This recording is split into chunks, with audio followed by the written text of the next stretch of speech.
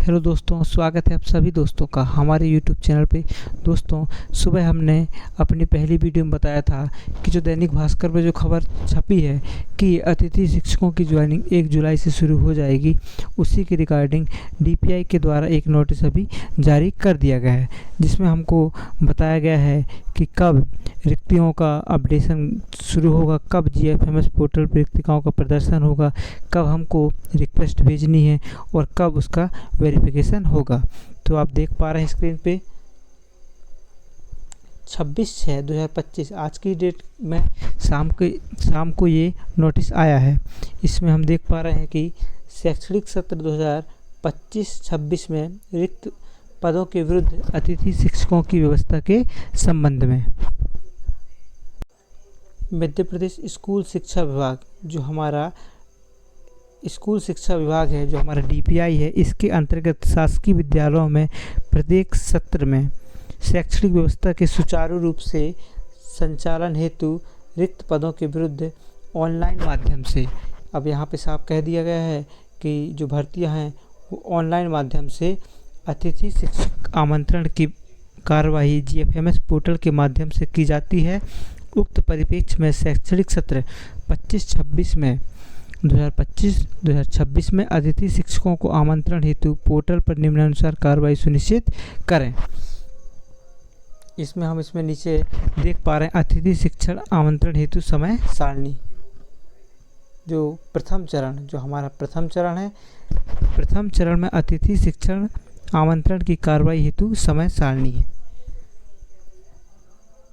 शैक्षणिक सत्र 24-25 में, अब यहाँ पे 2024-25 मतलब जो हमारा पिछला शैक्षणिक सत्र था में जिन विद्यालयों में अतिथि शिक्षक को आमंत्रित किया गया है एवं पोर्टल पर रिक्त पद प्रदर्शित हैं, ऐसे विद्यालयों में जीएफएमएस पोर्टल पर उपस्थिति की प्रविष्टि हेतु की जाने वाली कार्रवाई। तो जो हमारे लास्ट ईयर के जो गेस्ट टीचर थे उनकी बात कही गई यहाँ पे कि इसमें जो लिखा है लॉन्ग टर्म रिक्ति अपडेशन, ये कार्रवाई की जाएगी शाला प्रभारी के द्वारा और इसकी जो समय सीमा है वो 26/6 से 29 तक है। 26 जून से 29 जून तक ये इसमें लॉन्ग टर्म रिक्ति अपडेशन शाला प्रभारी करेंगे। उसके बाद है अतिरिक्त रिक्ति हेतु मांग दर्ज करना। अब कहीं पे जो किसी टीचर का वहाँ से ट्रांसफ़र हो चुका है तो वहाँ पे जो सीट रिक्त रह गई है इसको संकुल प्रचार कार्रवाई करेंगे, ये भी 26 से 29 तक करेंगे। इसके बाद अतिथि शिक्षक आमंत्रण हेतु जीएफएमएस पोर्टल पर रिक्तिकों का प्रदर्शन ये राज्य स्तर से होगा और इसकी जो डेट रखी गई है वो 30/6/2025। इसके बाद है विगत सत्र में कार्यरत अतिथि शिक्षकों द्वारा जीएफएमएस पोर्टल पर उपस्थिति हेतु रिक्वेस्ट दर्ज करना। ये इम्पोर्टेंट चीज़ है कि जो विगत सत्र में अतिथि शिक्षक थे उनको जीएफएमएस पोर्टल पर उपस्थिति हेतु रिक्वेस्ट दर्ज करनी होगी और इसकी जो डेट है वो डेट रखी गई है, इसको आवेदक करेगा। ध्यान दीजिएगा, जो हमको रिक्वेस्ट सेंड करना उसको आवेदक द्वारा की जाएगी और वो 30 जून से 2 जुलाई 2725 तक करना है। और इसके बाद शाला प्रभारी एजुकेशन पोर्टल 3.0 पर अतिथि शिक्षक द्वारा की गई उपस्थिति रिक्वेस्ट का प्रमाणीकरण कर उपस्थित कराना। शाला प्रभारी करेंगे इसको भी 1/7 से 3/7 तक। मतलब ये है कि हमारी जो ज्वाइनिंग होगी वो 1 से 3 जुलाई के बीच में हो जाएगी। अब यहाँ पे कुछ बिंदु दिए गए हैं जो बहुत महत्वपूर्ण हैं। पहला ये है कि अतिथि शिक्षक पोर्टल पर आवेदक का जिस पैनल का स्कोर कार्ड है, आप देख पा रहे हैं जिस पैनल का स्कोर कार्ड है केवल उसी पैनल में विद्यालय में उपस्थित हेतु रिक्वेस्ट दर्ज करेंगे।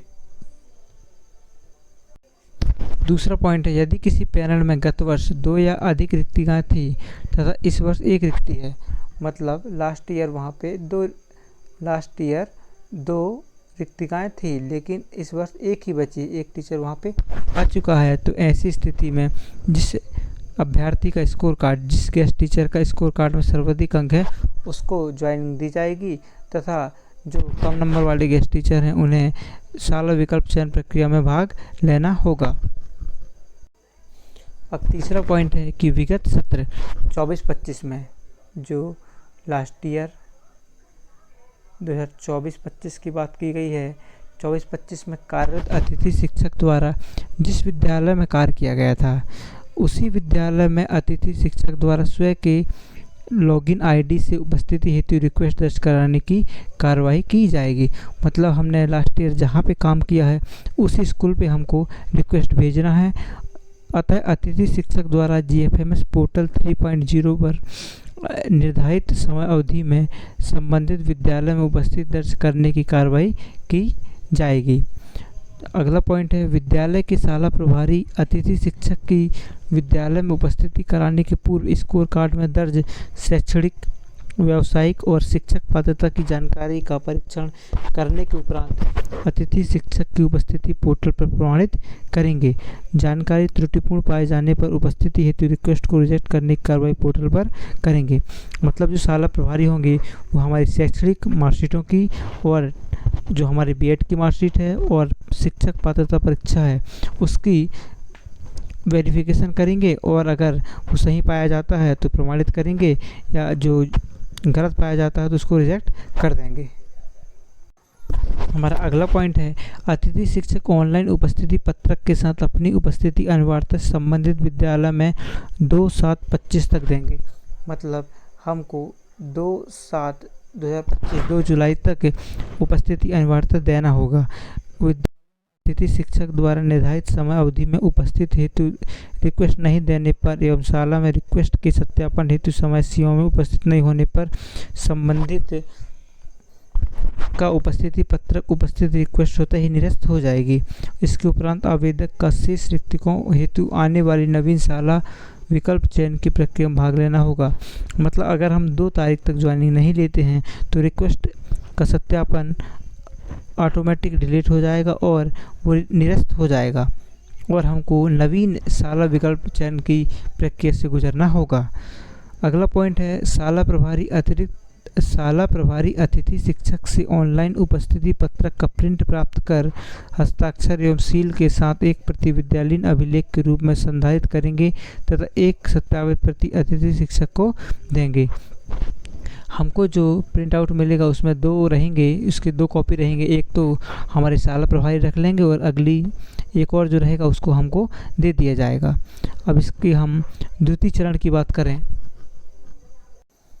इसमें लिखा है कि प्रथम चरण के उपरांत, अब जो प्रथम चरण के उपरांत से सीट बचेंगी उसमें उन सीटों को भरने के लिए आवेदकों के स्कोर कार्ड के आधार पर मेरिट क्रम में शाला विकल्प चयन उपरांत मेरिट क्रम के आधार पर दिए गए विद्यालय में अतिथि शिक्षक शाला आवंटन होगा जिसकी संभावित समय सारणी नीचे दी गई है। इसका पहला चरण कंप्लीट होने के बाद दूसरे चरण की बात करें हम तो दूसरे चरण आप देख पा रहे हैं स्क्रीन पे कि शाला विकल्प चयन हेतु रिक्तकों का प्रदर्शन ये 5 जुलाई से किया जाएगा, 5/7/25 से किया जाएगा और इच्छुक आवेदकों द्वारा शाला विकल्प चयन करना। इसमें जो आवेदक होंगे वो शाला विकल्प का चयन करेंगे 5/7 से 7/7 तक, 5 जुलाई से 7 जुलाई तक और शाला विकल्प चयन के आधार पर मेरिट क्रम में आवंटन हो जाएगा 9 जुलाई को। मेरिट लिस्ट जो आएगी वो 9 जुलाई को आएगी। अब अतिथि शिक्षकों को दी गई शाला हेतु GFMS पोर्टल पर आवेदकों द्वारा उपस्थिति हेतु रिक्वेस्ट दर्ज करना। मेरिट आएगी उसके बाद जो रिक्वेस्ट दर्ज करना होगा वो 10 तारीख से लेके 12 तारीख तक इसमें हम रिक्वेस्ट दर्ज कर सकते हैं। और शाला प्रभारी GFMS पोर्टल पर अतिथि शिक्षकों द्वारा की गई उपस्थित रिक्वेस्ट का प्रमाणीकरण एक्सेप्ट या रिजेक्ट की स्थिति में उपस्थिति कराएंगे 10/7 से 12/7 तक। मतलब ये है कि हम जो रिक्वेस्ट दर्ज करेंगे उसको शाला प्रभारी या तो एक्सेप्ट करेगा या रिजेक्ट करेगा। सीट खाली होंगी तो एक्सेप्ट करेगा और सीट भरी होंगी तो रिजेक्ट करेगा। इसको 10/7 से 12/7 तक कर पाएगा और हमको भी उसी दिन ज्वाइनिंग मिल जाएगी। अब 4th नंबर के पॉइंट पे सामान्य निर्देश दिए गए हैं कि शैक्षणिक सत्र 2025-2026 में अतिथि शिक्षक की कार्रवाई पूर्णतः ऑनलाइन है। जो हमारा जो सत्र आने वाला इसकी जो प्रक्रिया होगी भर्ती की पूर्णतः ऑनलाइन होगी। किसी भी स्थिति किसी भी अतिथि शिक्षक को ऑफलाइन आमंत्रित नहीं किया जाएगा। मतलब किसी भी स्कूलों में ऑफलाइन भर्ती नहीं की जाएगी। अगला पॉइंट है कि अतिथि शिक्षक की सेवाएं पूर्णतः अस्थायी हैं। ये जो सेवाएं हैं ये पूर्णतः अस्थायी हैं और विद्यालय में नियमित शिक्षक की उपलब्धता होने पर अतिथि शिक्षक की सेवाएं स्वतः ही समाप्त हो जाएंगी। अगर कोई टीचर नियमित आ जाता है तो अतिथि शिक्षक की सेवाएं हैं वो समाप्त हो जाती हैं। तीसरा पॉइंट है, ये सबसे महत्वपूर्ण पॉइंट है कि अतिथि शिक्षक की उपस्थिति प्रति दिवस गवर्नेंस प्लेटफॉर्म के ऐप हमारे शिक्षक के माध्यम से शाला प्रारंभ होने के निर्धारित समय के 1 घंटे तक उपस्थिति ऑनलाइन दर्ज की जाएगी तथा शाला बंद होने के 1 घंटा पूर्व तथा शाला बंद होने के आधा घंटा पूर्व एवं आधा घंटा बाद तक वापसी की उपस्थिति दर्ज की जाएगी। मतलब ये है कि इस बार जो है हमारे शिक्षक ऐप के द्वारा ऑनलाइन अटेंडेंस होगी, जो शाला प्रारंभ होने के निर्धारित समय से 1 घंटे तक उपस्थिति अनिवार्य ऑनलाइन दर्ज करनी होगी। मतलब आधा घंटा पहले आधा घंटा बाद तक स्कूल शुरू होने से प्रारंभ होने से और वही बंद होने के आधा घंटा पहले और आधा घंटा बाद तक हम उपस्थिति दर्ज करा सकेंगे। उपस्थिति दर्ज उपस्थिति के आधार पर ही अतिथि शिक्षकों का मानदेय जनरेट होगा। अब जो ऑनलाइन अटेंडेंस लगेगी उसी के आधार पर मानदेय जनरेट होगा। जो अतिथि शिक्षक ऑनलाइन उपस्थिति नहीं लगाएंगे उन्हें मानदेय की पात्रता नहीं होगी और कोई भी अतिथि शिक्षक ऑनलाइन उपस्थिति नहीं लगाएगा तो उसे सैलरी नहीं मिलेगी। चौथा पॉइंट है, अतिथि शिक्षक द्वारा निर्धारित समय अवधि में उपस्थित ऐप के माध्यम से दर्ज नहीं कराने पर उस दिवस का मानदेय जनरेट नहीं होगा। मतलब अगर हम स्कूल खुलने के आधा घंटा पहले या बाद तक उपस्थिति ऐप के माध्यम से नहीं लगाते हैं तो हमको जो मानदेय है वो जनरेट हमारा नहीं होगा। तो ये थी जानकारी आप लोगों को कैसे लगी हमको कमेंट करके ज़रूर बताएं। धन्यवाद।